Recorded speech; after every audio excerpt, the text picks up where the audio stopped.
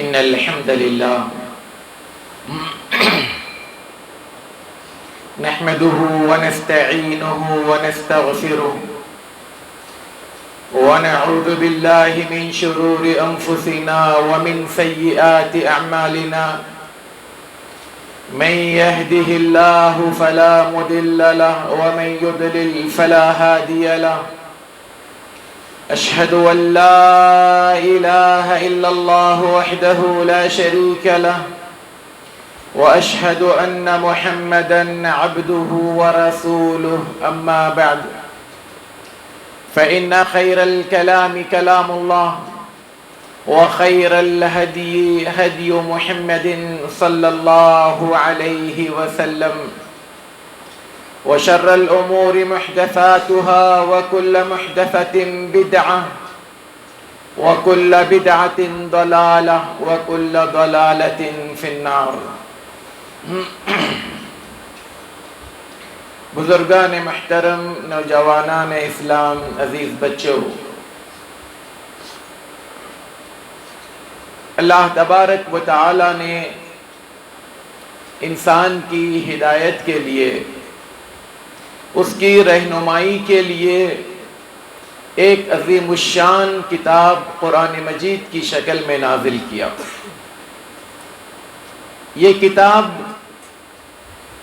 میرے اور آپ کے لیے رہنمائی کی وہ اونچی معراج ہے کہ اس کے ہوتے ہوئے انسان کو کسی اور ہدایت کے سامان کو تلاش کرنے کی ضرورت نہیں.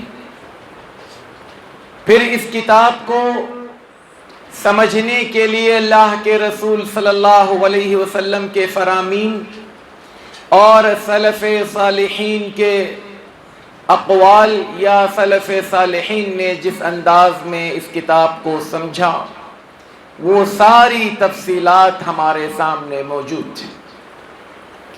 اس کے ہوتے ہوئے لوگوں کے افکار، لوگوں کے خیالات اور لوگوں کی سوچ کا اس میں کوئی عمل دخل نہیں اور نہ ہونا چاہیے. غالباً امام حسن بصری رحمۃ اللہ علیہ فرماتے ہیں کہ اللہ تبارک و تعالی نے جتنی آسمانی کتابیں اس دنیا میں نازل کیا ہے، ان ساری آسمانی کتابوں میں انسانیت کے ہدایت کے لیے جو کچھ سامان تھا، اس کا نچوڑ اور خلاصہ اللہ تعالیٰ نے قرآن مجید میں بیان کیا. پھر اس قرآن مجید کو اللہ تبارک و تعالیٰ نے جو کچھ 30 پاروں میں یا 114 سورتوں میں باتیں بتائی گئی، اس کا خلاصہ اور نچوڑ قرآن مجید کے ابتدائی بڑی بڑی سورتوں میں نازل کیا. آپ سورہ بقرہ اٹھا کر دیکھیں، سورہ آل عمران، سورہ نساء، اس میں تقریباً ہر قسم کی آیات آپ کو ملے گی. پھر ان بڑی سورتوں کا خلاصہ اور نچوڑ اللہ تبارک و تعالی نے سورہ فاتحہ میں رکھ دیا. گویا سورہ فاتحہ پورے قرآن مجید کا نچوڑ ہے. اب اس سورہ فاتحہ کا نچوڑ، خلاصہ، ساری آسمانی کتابوں کا نچوڑ اللہ تبارک و تعالی نے سورہ فاتحہ کی درمیانی آیت ایاک نعبد و ایاک نستعین، ہم تیری ہی عبادت کرتے ہیں اور تجھ سے ہی مدد مانگتے ہیں، اس جملے میں بیان کر دیا. یہ چھوٹا سا جملہ ہے جس کو میں اور آپ اپنی روزانہ کی 5 وقت کی اگر صرف فرض رکعتوں کو بھی کاؤنٹ کریں تو 17 مرتبہ بندہ اس آیت کو پڑھتا ہے. ایاک نعبد و ایاک نستعین. اگر عربی زبان اور عربی لینگویج کے حساب سے دیکھا جائے کہ نعبدک و نستعینک، ہم تیری عبادت کرتے ہیں، تجھ سے مدد مانگتے ہیں، یہ جملہ بھی ہو سکتا ہے. لیکن اللہ تعالیٰ یہ نہیں چاہتا کہ یہ کہے کہ ہم تیری عبادت کرتے ہیں، تجھ سے مدد مانگتے ہیں. جی نہیں، اللہ تعالیٰ فرما رہا ہے تیری ہی عبادت کرتے ہیں، تجھ سے ہی مدد مانگتے ہیں۔ فرق سمجھ میں آ رہا ہے؟ ہی اور بھی کا۔ میں بہت سوچا اس حوالے سے کوئی مثال، اچھی مثال مجھے ملے جس کو میں سمجھا سکوں، لیکن معاف کیجئے ایک مثال شاید آپ کو آپ کے کانوں پر گرا گزرے، لیکن بات کو سمجھانے کے لیے میں مجبور ہوں اس مثال کو دینے کے لیے۔ ایک عورت ہے، اپنے شوہر سے اگر یہ کہے کہ میں تمہاری ہی بیوی ہوں، اور یہ کہے کہ میں تمہاری بھی بیوی ہوں، فرق سمجھ میں آتا ہے؟ انسان کی غیرت اور اس کے اندر اگر شرم و حیا نام کی چیز ہو، اس نقطے کی وجہ سے ہی اور بھی میں کیا فرق ہے، اس وقت انسان بکھر جائے گا، بدک جائے گا اگر وہ اپنی بیوی سے یہ لفظ سنے کہ میں تمہاری بھی بیوی۔ اللہ ہی سے مدد مانگنا اور اللہ سے بھی مدد مانگنا یہ وہی معنی رکھتا ہے، بلکہ اللہ اس سے زیادہ غیرت مند ہے۔ شاید ایک بیوی کو شوہر برداشت کر لے، لیکن اللہ تبارک و تعالیٰ کے یہاں اس حوالے سے برداشت کی کوئی گنجائش نہیں ہے۔ لوگ اس حوالے سے بڑا کنفیوژن پیدا کرنے کی کوشش کرتے ہیں کہ اللہ تبارک و تعالیٰ نے اپنے آپ کو، اپنے رسول کو، مومنین کے بارے میں کہا یہ ایک دوسرے کے مددگار ہیں، مطلب ایک دوسرے کی مدد لیتے ہیں۔ جی ہاں، انسانی برادری میں اللہ تعالیٰ نے جو نظام اور سسٹم رکھا ہے، ہم میں کا کوئی کسی کی مدد کے بغیر جی نہیں سکتا، یہ ایک سسٹم ہے۔ اگر میں یہ کہوں کہ میں اپنے کام خود کروں تو پوری زندگی میری گزرے گی، میں ایک روٹی اپنے ہاتھ کی نہیں بنا سکتا۔ کھیتی بھی میں کروں، پسوں بھی میں، اس کو بازار سے لے کر میں ہی سب کچھ کروں، جی نہیں، اللہ تعالیٰ نے ایک نظام بنایا ہے۔ اللہ تعالیٰ نے انسانوں کے اندر ایک جذبہ رکھا ہے، کوئی کچھ کام کر رہا ہے، کوئی کچھ کام کر رہا ہے، کوئی کچھ کام کر رہا ہے، اور ہر ایک دوسرے کے ساتھ اپنے اس کام کو نبھا کر پوری برادری کی ہم کچھ دو اور کچھ لو والے سسٹم پر کام کرتے ہیں۔ یعنی میرے اندر جو صلاحیت ہے، میں وہ صلاحیت معاشرے کو دوں، اور معاشرے میں جو الگ الگ لوگ ہیں، میں بیمار ہوتا ہوں، ڈاکٹر کی مدد لیتا ہوں، میرا بچہ ہے اس کو اسکول میں ڈالنا ہے، میں استاذ کی مدد لیتا ہوں، مجھے کوئی چیز کپڑا خریدنا ہوتا ہے، میں بازار میں جا کر کپڑا خریدتا ہوں۔ تو یہ ہر ایک دوسرے کی مدد، اس کو کنفیوژن پیدا کرنے کی کوشش کرتے ہیں کہ یہ بھی تو مدد ہے، ہم دوسرے سے مدد لیتے ہیں۔ اس مدد کا اسلام انکاری نہیں ہے۔ اسلام استعانت کا مطلب کیا ہوتا ہے، اس کو سمجھنے کی کوشش کیجیے۔ انسان جب کسی مصیبت میں پھنستا ہے، پریشانی میں ہوتا ہے، تو اس کو اس کے دل و دماغ میں جو ذات، جو ہستی اس کے سامنے آتی ہے، وہ اللہ تبارک و تعالیٰ کی ہونی چاہیے۔ اللہ تعالیٰ فرماتا ہے اَمَّن يُجِيبُ الْمُضْطَرَّ إِذَا دَعَاهُ، وہ کون ہے جو پریشانی میں اس کو پکارتا ہے تو اس کی پکار کو سنتا ہے۔ یونس علیہ السلام مچھلی کے پیٹ میں پریشان تھے، انہوں نے آواز دی لا الہ الا انت سبحانک انی کنت من الظالمین، اللہ نے سن لی۔ انسان پریشانی میں اگر کسی غیر کو پکارے، مدد کے لیے کسی ایسے انسان کو پکارے جو اس کی مدد نہیں کر سکتا، تو یہاں پر ہم کہیں گے اس مدد کو اسلام نے منع کیا۔ ہاں، میں ایک چھوٹے سے 4 بلکہ 3 جملوں میں آپ یاد رکھیں کہ کوئی کسی کی مدد کو کب پکار سکتا ہے، بلا سکتا ہے، اس کو یاد رکھیں۔ جس کو بھی آپ مدد کے لیے بلا رہے ہیں، پہلی بنیادی شرط یہ ہے کہ وہ انسان زندہ ہو۔ مردے کو آپ نہیں بلا سکتے، مردے کو آپ نہیں پکار سکتے، چاہے وہ کوئی بھی ہو۔ ایک مرا ہوا انسان کسی کی مدد نہیں کر سکتا۔ بعض لوگ کہتے ہیں کیا اللہ کے رسول، جی ہاں، اللہ کے رسول صلی اللہ علیہ وسلم کا انتقال ہو چکا ہے، میں مدد کے لیے اللہ کے رسول صلی اللہ علیہ وسلم کو نہیں آواز دے سکتا۔ اگر یہ بات ہوتی جو آج کل کے لوگوں کو سمجھ میں آ رہی ہے، تو یہ بات حضرت حسین رضی اللہ تعالی عنہ کو کیوں نہیں سمجھ میں آئی جب وہ میدان کربلا میں اپنے رشتہ داروں کے ساتھ پریشان تھے، مشکلات میں تھے اور دشمنوں کے مد مقابل کھڑے تھے، انہوں نے اپنے پیارے نانا کو کیوں نہیں مدد کے لیے پکارا؟ کیوں اللہ، اگر مان لیجئے انہوں نے پکارا تو اللہ کے رسول صلی اللہ علیہ وسلم نے اپنے اس لخت جگر اور اپنے اس پیارے نواسے کی مدد کیوں نہیں کی؟ اللہ کے رسول صلی اللہ علیہ وسلم بھی، کوئی بھی انسان ہو، ایک مرتبہ اس کا انتقال ہو جائے، میں کسی کو اس کو مدد کے لیے نہیں پکار سکتا۔ دوسری شرط یہ کہ پہلا وہ زندہ ہو، دوسرا یہ کہ وہ آپ کے سامنے ہو یا سامنے ہونے کے حکم میں ہو۔ سامنے ہو یعنی ایک بندہ ہے سامنے میرے کھڑا ہے، میں اس کو مدد کے لیے بلا سکتا ہوں۔ کون سی مدد؟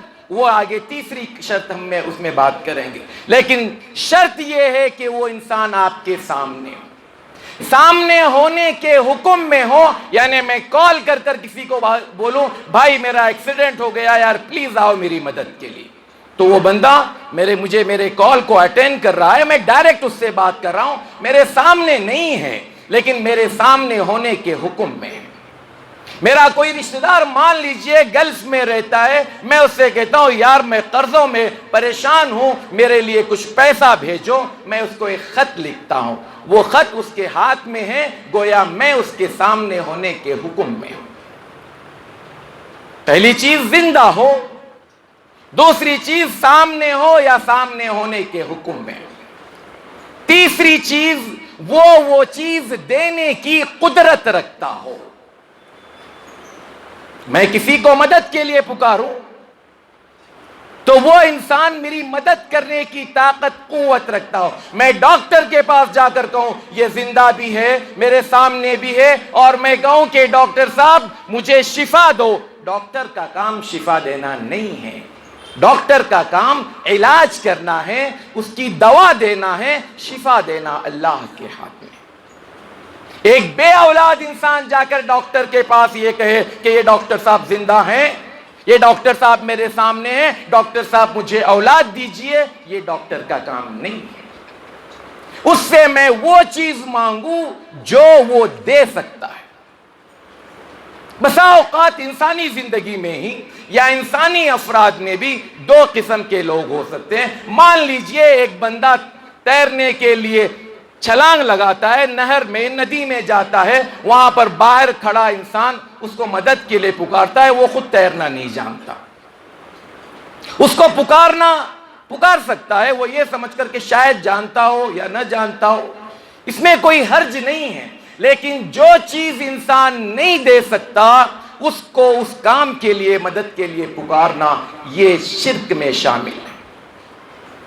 دوسری بات، جب انسان کسی کو پکارتا ہے تو ہمارے پاس عام طور پر لوگ یہ کہتے ہیں کہ ہم ڈائریکٹ اللہ تبارک و تعالیٰ سے نہیں مانگ سکتے، بیچ میں وسیلے اور واسطے کی ضرورت چاہیے۔ بھئی ہر جگہ واسطے اور وسیلے کی ضرورت تو نہیں پڑتی ہے۔ ابھی آپ نے اذان سنا، اذان کے بعد بہت سارے لوگوں نے یہ دعا پڑھی ہوگی، پہلے تو درود پڑھا ہوگا، اللہم صلی علی محمد، یا اللہم رب هذه الدعوہ، دعا پڑھا نا؟ کیا کہا آپ نے؟ اللہم کا مطلب کیا ہوا؟ اے اللہ، مطلب آپ نے ڈائریکٹ کانٹیکٹ کیا یا بیچ میں کسی کو آپ نے لیا؟ آپ نے ڈائریکٹ کیا نا. ارے بھئی اس مرتبہ اگر اللہ ڈائریکٹ آپ اس سے کانٹیکٹ کر سکتے ہیں تو ہر بار اللہ سے آپ ڈائریکٹ کانٹیکٹ کر سکتے ہیں, بلکہ ڈائریکٹ ہی کانٹیکٹ کرنا چاہیے. آپ کو بیچ میں واسطے اور وسیلے کی ضرورت نہیں ہے. عجیب بات ہے, ایک زندہ رب کو پکارنے کے لیے میں مردوں کا واسطہ اور وسیلہ لوں. اور اس میں بھی مان لیجئے, میں ایک مثال سے بات کو سمجھانا چاہتا ہوں. ہمارے کتنے ایسے بھائی ہیں جو جہالت کی وجہ سے, نا علمی کی وجہ سے, یا مس گائیڈ کیے جانے کی وجہ سے درباروں پر جاتے ہیں, ملاؤں کے پاس جاتے ہیں, مزاروں پر جاتے ہیں, اور وہاں جا کر وہ واسطہ اور وسیلے سے اپنے لیے کچھ مانگتے ہیں. دلی میں ایک مشہور و معروف مزار ہے, کیا نام ہے, نظام الدین اولیاء رحمت اللہ علیہ. ہم کو نہیں پتا ان کے بارے میں, لیکن لوگ کہتے ہیں کہ وہ بڑے نیک تھے, متقی تھے. خیر, اگر وہ نیک متقی رہے ہیں تو میرا اور آپ کا فرض بنتا ہے کہ ہم ان کے لیے دعائیہ کلمات کریں. پچھلے کچھ سالوں پہلے ہمارے ایک صدر تھے انڈیا کے, APJ عبد الکلام صاحب. جب بھی کوئی مہمان آتا تو وہ اس کو لے کر وہاں جاتے, مہمان کے ساتھ یہ بھی وہاں ہوتے. وہاں جا کر واسطہ وسیلہ جو کچھ وہ کرتے. ہمارے صدر صاحب صرف 2 زبانیں جانتے تھے, ایک تمل, دوسرا انگلش, تیسری زبان ان کو نہیں آتی. نظام الدین صاحب یہ آج سے 600-700 سال پہلے کے, نہ انہیں انگلش آتی تھی نہ انہیں تمل آتی تھی. اب جس زبان میں انہوں نے سفارش کیا ہوگا, واسطہ اور وسیلہ مانگا ہوگا, زندگی میں اگر ان سے ان 2 زبانوں میں مانگا جاتا تب بھی وہ جواب نہیں دیتے. اب مرنے کے بعد وہ زبان جس کو وہ سرے سے جانتے نہیں ہیں, انہیں یا تو فارسی آتی تھی یا تو عربی آتی تھی. APJ عبد الکلام کو نہ فارسی آتی تھی نہ عربی آتی تھی. اب جتنے لوگ وہاں جا کر ان زبانوں میں ان سے مانگتے ہیں, بتائیں انہیں کون سی زبان آتی؟ ایک زندہ انسان, ایک ولی, مان لیجئے ایک زندہ ولی, اگر اس کے سامنے 2 لوگ بیک وقت بات کرنے لگ جائیں تو وہ کیا کہیں گے؟ بھائی ایک ایک بات کرو یار, مجھے سننے تو دو. اب ایک انسان اپنی زندگی میں بیک وقت 2 لوگوں کی بات کو سن نہیں سکتا, برداشت نہیں کر سکتا, سمجھ نہیں سکتا. وہ مرنے کے بعد اگر اس کے مزار کے ارد گرد سینکڑوں لوگ بیک وقت ہاتھ اٹھا کر مانگے تو وہ کیا خاک سنے گا اور کیا خاک سمجھے گا؟ تو گویا میرے بھائیوں, ایک چھوٹا سا واقعہ ہے, واقعہ صحیح ہے غلط ہے مجھے اس کا کوئی علم نہیں ہے, میں بات کو صرف سمجھانے کے لیے بتا رہا ہوں. اس کی کوئی مجھ سے آ کر دلیل نہ مانگے کہ یہ واقعہ کون سی کتاب میں. ایک بزرگ تھے, ان کے پاس ایک خاتون آتی ہے اور خاتون آ کر کہتی ہے, حضرت, رونے لگتی ہے خوب زور زور سے. کہا بی بی کیا بات ہے؟ کہا میرا شوہر دوسری شادی کرنا چاہتا ہے اس لیے میں رو رہی ہوں. کہا اس میں حرج کیا ہے؟ تمہارے شوہر کو اسلام نے اجازت دی ہے, گنجائش رکھی ہے کہ تمہارے علاوہ وہ 3 اور شادیاں کر سکتا ہے, اگر وہ کرنا چاہتا ہے تو تم کیوں رکاوٹ بنتی ہو؟ وہ روتے روتے کہتی ہے کہ حضرت, اگر اسلام مجھے اجازت دیتا تو میں اپنے چہرے سے اپنا یہ نقاب ہٹا کر آپ کو دکھاتی کہ جس کے پاس مجھ جیسی خوبصورت اور صحت مند بیوی ہو اس کو دوسری شادی کرنے کی کیا ضرورت. یہ سننا تھا کہ حضرت بے ہوش ہو کر گر گئے. پانی چھڑک کر انہیں بیدار کیا گیا. بولا حضرت ہوا کیا آپ کو؟ کہا اس بندی نے میری آنکھ کھول دیا. کہا وہ کیسے؟ کہا اس کو یہ گھمنڈ ہے، یہ ناز ہے کہ جس کے پاس مجھ جیسی خوبصورت اور صحت مند بیوی ہو اس کو دوسری شادی کرنے کی ضرورت کیا ہے؟ میرا رب کہتا ہے جس کے پاس مجھ جیسا رب ہو اس کو ان درباروں پر، ان مزاروں پر ذلیل ہونے کی ضرورت کیا ہے؟ جو رب 24 گھنٹے اپنے بندے کو آواز دے کر پکارتا ہو، بندے مانگ، مجھ سے مانگ، میں تیری ضرورت پورا کرنے والا ہوں، میں تجھے تیری ضرورت پوری کرتا ہوں، تو ایسے رب کو چھوڑ کر ہم در در کی ٹھوکریں کھاتے ہیں۔ ان سے مانگنے کی ضرورت کیا ہے؟ کیا ہے میرے رب کے اندر کوئی عیب؟ پوری دنیا، حدیث قدسی میں اللہ تبارک و تعالی فرماتا ہے ان اولکم وآخرکم وجنکم وانسکم، تمہارا پہلا آدمی آدم، تمہارا آخری آدمی، سارے جنات، سارے انسان ایک سرزمین پر کھڑے ہو جائیں اور سب کے سب بیک وقت مجھ سے مانگے اور میں ہر ایک کی مراد اس کی مانگ کو پوری کروں، تو اللہ کہتا ہے میرے خزانے میں اتنی کمی بھی نہیں واقع ہوگی جتنا سمندر کے اندر اگر سوئی کو ڈبو دے کر باہر نکالنے سے سمندر کا پانی کم ہوتا ہے۔ عجیب بات، فلاں سے کیوں نہیں مانگتے؟ ان سے نہیں مانگنے والا گستاخ، ضرورت کیا ہے؟ میرے رب میں کوئی کمی ہو، کوئی خلل ہو، عیب ہے، اس کے اندر کوئی نقص ہے تو بتاؤ۔ اور ہم ہی کو الزام دے رہے ہیں کہ یہ یہودیوں کی طرح آدھی بات مانتے ہیں، آدھی بات نہیں مانتے۔ صحابہ کرام رضوان اللہ علیہم اجمعین کے زمانے میں کئی پریشانیاں آئی، کئی مصیبتیں آئی، بلکہ خدا صلی اللہ علیہ وسلم کے انتقال کے بعد ایک طرف زکوٰۃ دینے سے انکار کرنے والے لوگ، ایک طرف مرتد ہونے والے لوگ، تیسری طرف اور ایک لشکر، سب مدینے کے ارد گرد حملہ بولنے کے لیے کھڑا ہے۔ حضرت ابو بکر صدیق رضی اللہ تعالیٰ عنہ نے اس وقت میں کیا کہا؟ کہا من کان یعبد محمدا فإن محمدا قد مات، جو محمد کی عبادت کرتا تھا وہ جان لے کہ محمد مر چکے ہیں۔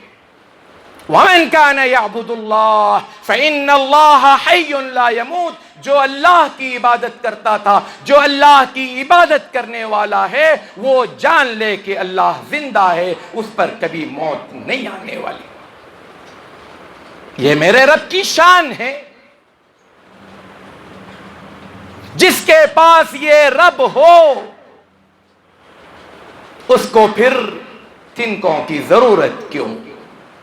اور وہ رب، پھر اس جملے کو دہرائیے، جب وہ رب کہتا ہے کہ اے بندے دن میں بار بار مجھ سے کہہ ایاک نعبد، میں تیری ہی عبادت کرتا ہوں، وایاک نستعین، اور تجھ سے ہی مدد مانگتا ہوں، تو میرے اور آپ کا فرض بنتا ہے کہ ہم ایرے غیرے نتو خیرے لوگوں کو چھوڑ کر اکیلے ایک اللہ کے سامنے اپنی بات کو رکھیں۔ ہاں دنیاوی اعتبار سے جیسے کہ میں نے بہت واضح انداز میں آپ کے سامنے بات رکھی، ہم میں کا کوئی شخص اکیلا کچھ نہیں ہے، ہر ایک دوسرے کی مدد کے ساتھ جیتا ہے۔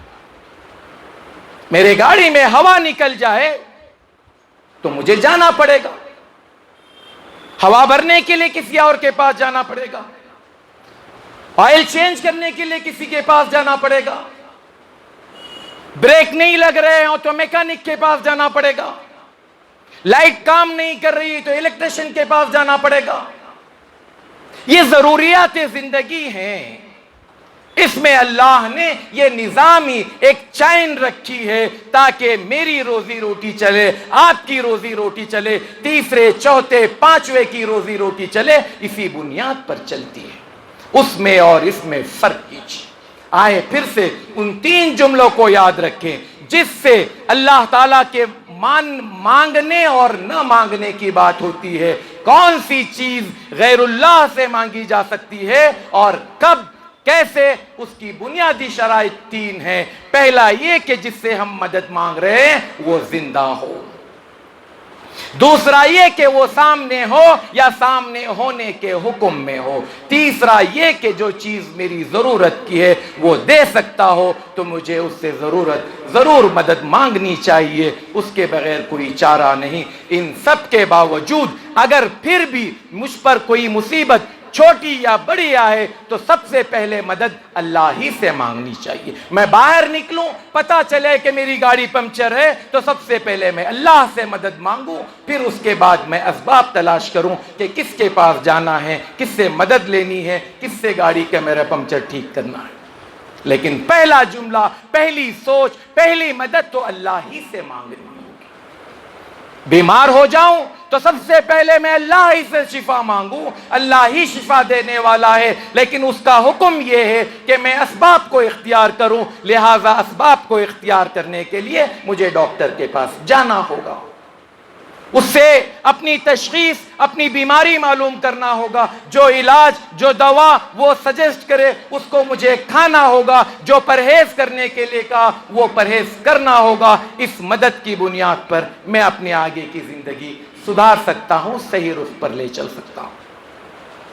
اللہ تعالیٰ مجھے اور آپ کو کہنے اور سننے سے زیادہ عمل کی توفیق عطا فرمائے. اللہ تعالیٰ مجھے اور آپ کو اپنے در کا بھکاری بنائے. اللہ زندگی میں کبھی ہمیں وہ نوبت نہ آئے کہ ہم کسی کے یہاں در در کی ٹھوکریں کھائیں، اور اللہ تبارک و تعالیٰ جب تک زندہ رکھے ہمیں اسلام پر، ایمان پر، کلمہ توحید پر رکھے، اسی ایک ذات سے مانگنے والا بنائے رکھے. آمین. اقول قولی ھذا واستغفر اللہ لی ولکم ولسائر المسلمین من کل ذنب فاستغفروا انه هو الغفور الرحیم.